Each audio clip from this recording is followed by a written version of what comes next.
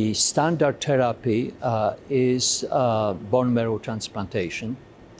By now, more than 20 cases were treated with bone marrow transplantation with mixed results if done early in the course with encouraging results. Now, there is also experimental treatment that I presented here during this meeting.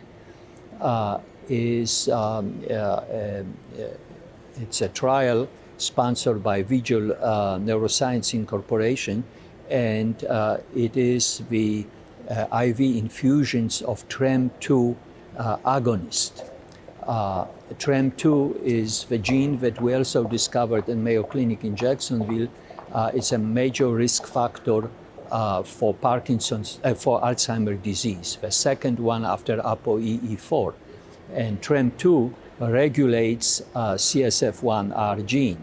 So by stimulation, because it's agonist, this drug, iluzanebart, is an agonist of TREM2, we stimulate CSF1R gene and preventing loss of functions and then hoping for best results.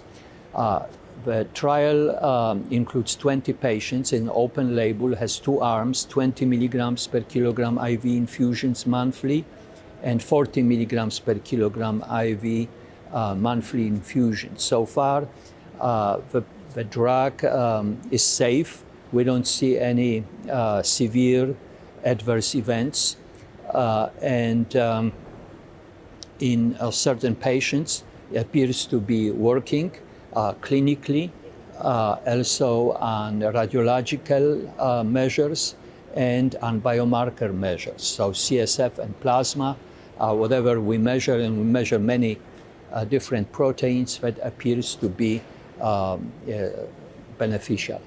So we'll see how that goes. At the end of this year, we'll have a full analysis of 12 patients for 12 months in that first arm, but the results are very encouraging. So that's another way of treatment. And we also found that given the people that are asymptomatic during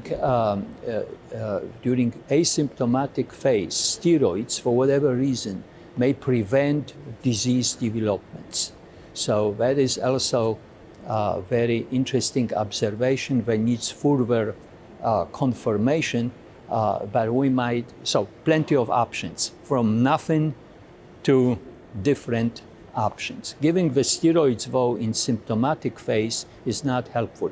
So it has to be in a pre-symptomatic stage for mutation carriers.